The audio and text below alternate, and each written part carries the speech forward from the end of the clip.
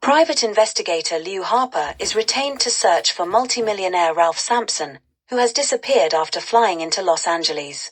Jumping right into the case causes him to miss an appointment to sign his divorce papers with his wife Susan, which he has been trying to avoid.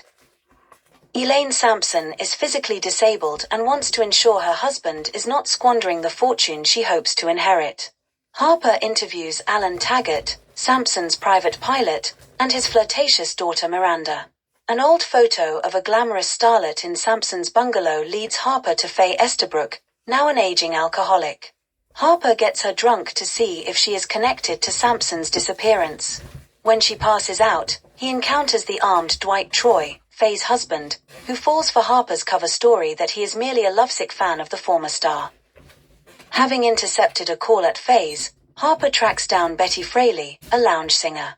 When he asks about the missing Sampson, she recognizes his voice and has the bouncer, Puddler, take him out to beat him in a back alley, but Taggart arrives and knocks Puddler unconscious. Taggart then joins Harper as they head back to Troy's house to check on the truck Betty warned Faye to head off on the phone. Harper leaves Taggart standing watch outside, but the truck gets away when Taggart shoots at it, though it leaves distinctive tire marks in the dust. Elaine now receives a message from Sampson, asking her to cash in $500,000 worth of bonds, and Harper deduces that he has been kidnapped. Driving to a remote mountaintop property that Sampson previously had given to Claude, a bogus holy man for his cult's temple, Harper evades attempts to distract him and finds the familiar tire prints. Back at the Sampson estate, Harper finds a ransom note with instructions to drop the cash that night outside town. Harper sends Taggart and Albert Graves, Sampson's attorney, to deliver the cash while he keeps watch. During the ransom drop, the man picking up the money is shot dead and the cash is taken by someone in a white convertible. A matchbook on the body leads Harper to the corner, a seedy bar where Harper charms the barmaid into revealing that the dead man was Eddie, a regular customer who had made a long-distance call from the bar 3 nights before.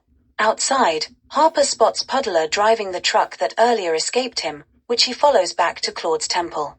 There, he uncovers a smuggling operation of illegal immigrant labor run by Troy. Harper is caught and questioned by Troy, who knows nothing of the kidnapping or Eddie's part in it but realizes the white convertible belongs to Betty. When Puddler takes Harper to a dockside location, Harper escapes and Puddler dies in a fall trying to stop him. Severely beaten, he staggers to Susan's door, and is reluctantly let in.